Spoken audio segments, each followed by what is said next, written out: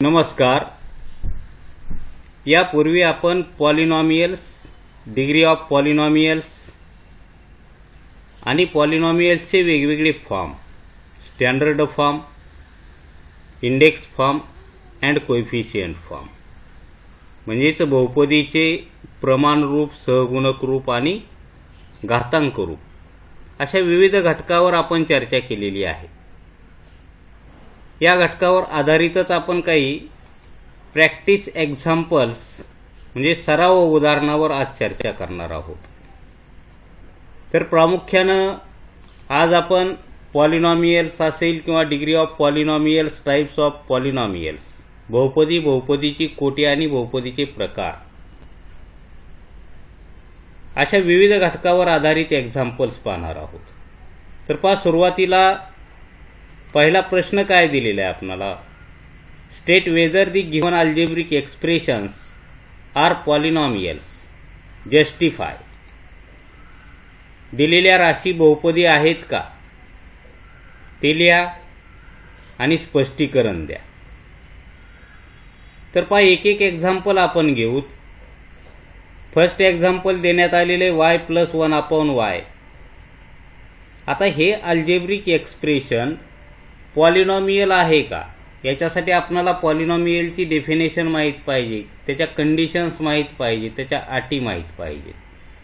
एखाद्या राशीला आपण बहुपदी केव्हा म्हणतोय, ज्यावेळी त्या पॉलिनॉमियलमध्ये येणाऱ्या प्रत्येक टर्ममधल्या व्हेरिएबलचा पॉवर कसा पाहिजे, इंडेक्स कसा पाहिजे, होल नंबर पाहिजे. परंतु आता या अल्जेब्रिक एक्सप्रेशनमध्ये 1/y या टर्ममध्ये yचा पॉवर काय असला पाहिजे, -1 असला पाहिजे. यावर आपण यापूर्वी चर्चा केलेली, आज जास्त बोलणार नाहीत आपण. मग आपण या ठिकाणी आन्सर लिहू शकतो, no because index of y in 1/y is -1. या 1/y मध्ये yचा घातांक हा ऋण 1 आहे. म्हणून या ठिकाणी दिलेलं अल्जेब्रिक एक्सप्रेशन हे बहुपदी असणार नाही, पॉलिनॉमियल असणार नाही. त्यानंतर सेकंड एक्झाम्पल पहा, 2 - 5√x. √x याच पद्धतीनं मी यापूर्वी सांगितलं होतं की √xचा अर्थ काय होतो, याला जर घातांक रूपात लिहिलं, इंडेक्स फॉर्ममध्ये लिहिलं तर √x = x⁻². यालाही आपल्याला पॉलिनॉमियल म्हणता येणार नाही. No because index of x in the term 5√x is 1/2. कारण एखादी संख्या स्क्वेअर रूटमध्ये असते, त्यावेळी त्या संख्येचा घातांक किती असतो, 1/2 and 1/2 is not a whole number. कारण एखाद्या अल्जेब्रिक एक्सप्रेशन पॉलिनॉमियल असण्यासाठी त्या अल्जेब्रिक एक्सप्रेशन मधल्या व्हेरिएबलचे पॉवर कसे पाहिजेत, होल नंबर्स पाहिजेत, पूर्णांक पाहिजेत, पूर्ण संख्या पाहिजेत. म्हणून या ठिकाणी या पहिल्या दोनही आपण अल्जेब्रिक एक्सप्रेशनला पॉलिनॉमियल म्हणू शकत नाहीत, बहुपदी म्हणू शकत नाहीत.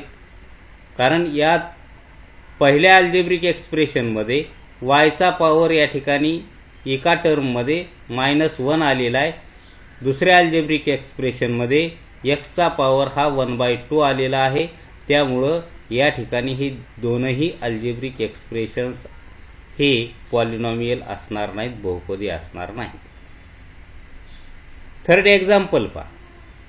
आता याच्यामध्ये जर प्रत्येक टर्ममध्ये पाहिलं तर चे पॉवर, व्हेरिएबलचे जे काही पॉवर आहेत हे होल नंबर्स आहेत, पूर्ण संख्या आहेत. म्हणून याचं उत्तर डायरेक्टली आपण yes given algebraic expression is polynomial असं लिहू शकतो. त्यानंतर फोर्थ एक्झाम्पल पहा. यामध्ये आपणाला प्रत्येक टर्ममधल्या व्हेरिएबलचे पॉवर चेक करावे लागतील, इंडेक्स चेक करावे लागतील. मग फर्स्ट टर्ममध्येच एमचा पॉवर काय दिलेला आहे, -2 दिलेला आहे. आणि -2 हा काही होल नंबर नाही, पूर्ण संख्या नाही.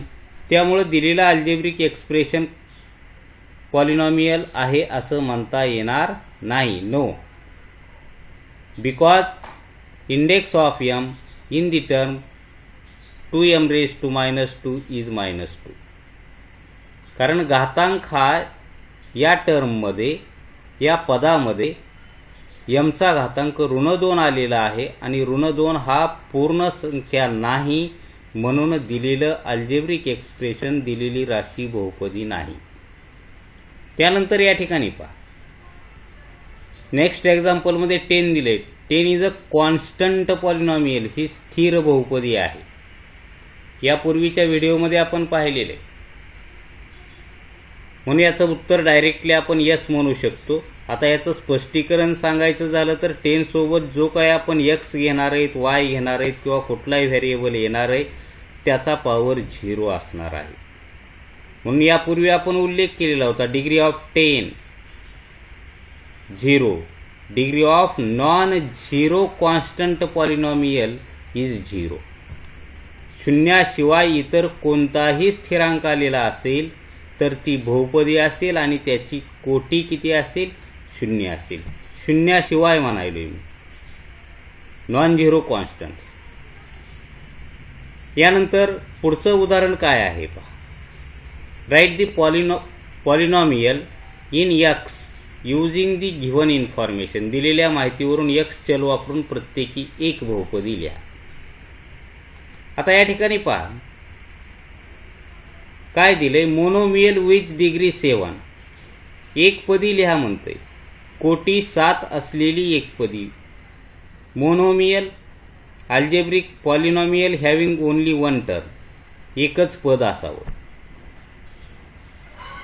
परंतु डिग्री किती असावी? 7.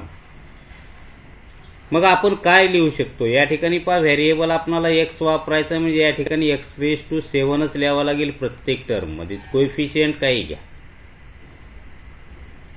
या ठिकाणी 1 लिहा म्हणलं होतं, आपण अनेक उदाहरणं या ठिकाणी लिहू शकतो, काही अडचण येणार नाही. आता या ठिकाणी आपल्याला मोनोमियल लिहायचंय, त्यामुळं या ठिकाणी दुसरी कोणतीही टर्म याच्यामध्ये ऍड करता येणार नाही, हे लक्षात ठेवा. एकच पद ठेवायचे फक्त. या ठिकाणी डिग्री काय? 7, म्हणून आपण या ठिकाणी हायेस्ट पॉवर मीन्स डिग्री, म्हणून या ठिकाणी आपण प्रत्येक टर्ममध्ये एक्सचा पॉवर काय घेतलेला आहे? 7 घेतलेला आहे. आता सेकंड एक्झाम्पल, बायनॉमियल लिहा म्हणतंय विथ डिग्री 35. व्हेरिएबल तर आपल्याला एक्सच वापरायचं आहे, चल एक्सच घ्यायचंय. आता एक्स चल वापरून डिग्री 35 म्हणल्यानंतर एक्स रेज टू 35 असं लिहू शकतो, परंतु ती मोनोमियल होईल. त्यामध्ये दुसरी कुठली तरी टर्म ऍड करावी लागेल, 2 टर्म दाखवाव्या लागतील आपल्याला. म्हणून या ठिकाणी आपण लिहिलेलं x raise to 35 plus 2. Binomial 2 terms, polynomial having 2 terms means binomial. द्विपदी 2 पदे असणारी बहुपदी म्हणजे द्विपदी. असंच याचं दुसरं एक्झाम्पल आपण या ठिकाणी सांगू शकतो, -3x raise to 35 - 7x². Third example ही सांगू शकतो आपण. फक्त एक लक्षात ठेवा की आपणाला 2 पद घ्यायची, परंतु डिग्री किती? 35. कोटी 35 पाहिजे. कोटी 35 पाहिजे म्हणल्यानंतर एक्सचा सर्वात मोठा घातांक 35 पाहिजेच, त्यापेक्षा अधिक चालणार नाही. बाकीच्या ज्या काही टर्म तुम्ही सेकंड टर्म घेणार आहोत त्या टर्ममध्ये एक्सचा जो काही पॉवर आहे, व्हेरिएबलचा पॉवर लेस दॅन काय पाहिजे? 35 पाहिजे. कारण काही बंधनं ज्या पद्धतीनं त्यांनी कंडिशन्स दिलेल्या आहेत, अटी दिलेल्या आहेत, त्या पद्धतीनंच आपणाला या ठिकाणी पॉलिनॉमियल्स लिहाव्या लागतील, बायनॉमियल्स लिहाव्या लागतील. थर्ड एक्झाम्पलमध्ये पहा, ट्रायनॉमियल विथ डिग्री 8. कोटी 8 असलेली त्रिपदी. 3 पद असावेत, परंतु हायेस्ट पॉवर काय असावा? 8. व्हेरिएबल तर एक्सच वापरायचा. म्हणून आपण या ठिकाणी लिहिलं की x raise to 8 plus 2x plus 7. बाकीच्या 2 टर्म कोणत्याही घेतल्या तरी चालतील, फक्त त्यामध्ये व्हेरिएबलचा पॉवर लेस दॅन कसा पाहिजे? 8 पाहिजे. तुम्ही या ठिकाणी एक्स रेज टू 8 ला कुठलाही कोएफिशियंट वापरला तरी चालतो, असं काय नाही. 3x⁸ - 4x + 7x⁸ तर अशा पद्धतीनं आपण दिलेल्या माहितीवरून x चल वापरून काय लिहिलेल्या पॉलिनॉमियल लिहिलेल्या आहेत. आता यानंतर नेक्स्ट क्वेश्चन काय आहे पहा. Classify the following polynomials as linear, quadratic and cubic. वर्गीकरण करा म्हणते. खालील बहुपदींचे लिनियर रेषीय बहुपदी, क्वाड्रॅटिक वर्ग बहुपदी अँड क्युबिक क्युबिक घन बहुपदी असं वर्गीकरण करा. आता या ठिकाणी दिलेल्या पॉलिनॉमियल्स किती दिल्यात पहा आपणाला. एकूण या ठिकाणी 1 2 3 4 5 अँड 6 6 वेगवेगळ्या पॉलिनॉमियल्स देण्यात आलेल्या आहेत, 6 बहुपदी देण्यात आलेल्या आहेत. यापैकी आपणाला वर्गीकरण करायचं. यापैकी ज्या काही लिनियर आहेत, रेषीय बहुपदी वेगळ्या काढायच्यात, क्वाड्रॅटिक वर्ग बहुपदी वेगळ्या काढायच्यात आणि क्युबिक घन बहुपदी वेगळ्या काढायच्या. परंतु आपणाला या ठिकाणी यापूर्वीच्या व्हिडिओमध्ये आपण पाहिलं असेल लिनियर कशाला म्हणतोय आपण. लिनियर पॉलिनॉमियल वर्ग रेषीय बहुपदी, ज्या बहुपदीची कोटी 1 असते, 1 डिग्री पॉलिनॉमियल, 1 कोटी असलेली बहुपदी म्हणजे रेषीय बहुपदी. 1 degree linear, 2 degree quadratic, 3 degree cubic. 1 कोटी असणारी रेषीय, 2 कोटी असणारी वर्ग, 3 कोटी असणारी घन. म्हणजे यापूर्वी आपण कोटी म्हणजे काय हे सुद्धा तुम्हाला कळालेलं असणं गरजेचं आहे. आणि ज्यांना कोटी सांगता येते ते विद्यार्थी याचं क्लासिफिकेशन करू शकतील, वर्गीकरण करू शकतील, काय अडचण येणार नाही. मग आता या ठिकाणी पहा की आपण एक एक एक्झाम्पल जर या ठिकाणी लिनियर वेगळ्या काढल्या, क्वाड्रॅटिक वेगळ्या काढल्या आणि क्युबिक म्हणजे रेषीय वर्ग आणि घन. तर पहिला जर एक्झाम्पल आपण पाहिलं तर दिलेली पॉलिनॉमियल या ठिकाणी डिग्री किती आहे, हायेस्ट पॉवर 2, वर्ग बहुपदी आहे, क्वाड्रॅटिक पॉलिनॉमियल आहे. दुसरी कोटी 1 आहे, लिनियर पॉलिनॉमियल आहे, रेषीय बहुपदी आहे. तिसऱ्या एक्झाम्पलमध्ये कोटी 1 आहे, डिग्री 1 आहे. 1 डिग्री मीन्स लिनियर पॉलिनॉमियल, रेषीय बहुपदी आहे. फोर्थ एक्झाम्पलमध्ये पहा क्यूब हायेस्ट पॉवर 3 आहे म्हणजे डिग्री 3 आहे. डिग्री 3 आहे म्हणजे ती क्युबिक आहे. पहा नेक्स्ट एक्झाम्पलमध्ये ए स्क्वेअर या ठिकाणी क्वाड्रॅटिक पॉलिनॉमियल असेल and 3r cube he cubic polynomial असेल. आता यानंतर आपण काय करणार आहे की जे काय आपण वेगवेगळे फॉर्म पॉलिनॉमियलचे शिकलो, मग स्टँडर्ड फॉर्म असेल, इंडेक्स फॉर्म असेल किंवा कोएफिशियंट फॉर्म असेल, म्हणजे प्रमाणरूप, घातरूप किंवा घातांक रूप आणि सहगुणक रूप, यावर आधारित एक या ठिकाणी आपण ऍक्टिव्हिटी पाहणार आहोत. तर पहा या ठिकाणी आपल्याला पॉलिनॉमियल दिलेली आहे. या पॉलिनॉमियलचा स्टँडर्ड फॉर्म आपल्याला लिहायचा आहे, प्रमाण रूप लिहायचंय, इंडेक्स फॉर्म घातांक रूप लिहायचंय, कोएफिशियंट फॉर्म सहगुणक रूप लिहायचंय, त्याची डिग्री लिहायची आणि नंबर ऑफ टर्म्स पदांची संख्या म्हणजे बहुपदी, प्रमाणरूप, घातांक रूप, सहगुणक रूप, कोटी आणि पदांची संख्या. आता स्टँडर्ड फॉर्म आपण पाहिलेलं आहे यापूर्वी. घातांकाच्या उतरत्या क्रमाने लिहिलेली बहुपदी, descending order of powers of variables according to descending order of powers, घातांकाच्या उतरत्या क्रमानं. मग या ठिकाणी 5 घाताचं पद आधी येईल, नंतर 4, नंतर 3, नंतर या ठिकाणी कॉन्स्टंट येईल. हा त्याचा स्टँडर्ड फॉर्म, प्रमाणरूप, घातांकाच्या उतरत्या क्रमानं.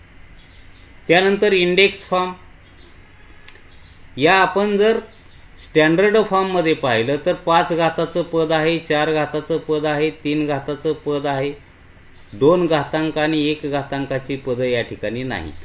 अशा वेळी यापूर्वी मी सांगितल्याप्रमाणे त्या पदाचे सहगुणक 0 घेऊन ती पदे आपण याच्यामध्ये मिळवू शकतो. म्हणजे या ठिकाणी वर्गपद नव्हतं, 0x वर्ग घेतलेलं आहे. 1 घाताचं पद नव्हतं, 0x घेतलेलं आहे. आता या ठिकाणी पहा, इंडेक्स फॉर्ममध्ये 5, 4, 3, 2, 1 आणि 0 सर्व पद आलेली आहेत घातांकाच्या उतरत्या क्रमाने. ज्यावेळी या ठिकाणी एखाद्या बहुपदीची डिग्री 5 असते किंवा कोटी 5 असते, त्यावेळी त्यामध्ये पदांची संख्या किती असते? 6 असते. हे आपण खाली लिहिणार आहे. मग आता इंडेक्स फॉर्म लिहिल्यानंतरच आपण कोएफिशियंट फॉर्म लिहायचा आहे. कोएफिशियंट फॉर्म लिहिण्यासाठी दिलेले पॉलिनॉमियल ही इंडेक्स फॉर्ममध्ये असणं गरजेचं आहे. फक्त या ठिकाणी कोएफिशियंट लिहा. 7, 4, -5, 0, 0, 2 हा त्याचा कोएफिशियंट फॉर्म असेल. डिग्री काय असेल? 5 असेल. आणि पदांची संख्या, number of terms, how many? 6. मी यापूर्वी उल्लेख केला की जेवढी काही डिग्री असेल, कोटी असेल, त्यापेक्षा पदांची संख्या 1ने जास्त असेल. आता थोडं या ठिकाणी आपण उलट पद्धतीने विचार करणार आहे. 102. आता या ठिकाणी याच्यावरून जर विचार केला, या ठिकाणी आपण एक्स व्हेरिएबल वापरा किंवा कुठलाही व्हेरिएबल वापरा, असे काही बंधन नाही आपणाला. तर या ठिकाणी जर 102 याचा विचार केला तर डिग्री काय असली पाहिजे याची? 210. कारण 3 टर्म्स आहेत, टर्म 3 आहेत, म्हणजे या ठिकाणी डिग्री 2 असली पाहिजे, कोटी 2 असली पाहिजे. मग आपण जर त्याचा इंडेक्स फॉर्म लिहिण्याचा प्रयत्न केला तर 1x² + 0x + 2 x². कोएफिशियंट 1 लिहिण्याची आवश्यकता नाही. x² + 0x + 2. आता यालाच आपण स्टँडर्ड फॉर्ममध्ये ही जी काही 0x टर्म आहे ही नाही लिहिली तरी चालेल. फक्त x² + 2 हा आपला स्टँडर्ड फॉर्म असेल, प्रमाण रूप असेल. आणि ती बहुपदी जशाच तशी लिहा, x² + 2 और 2 + x². कसेही लिहिले तरी ती पॉलिनॉमियल आहे.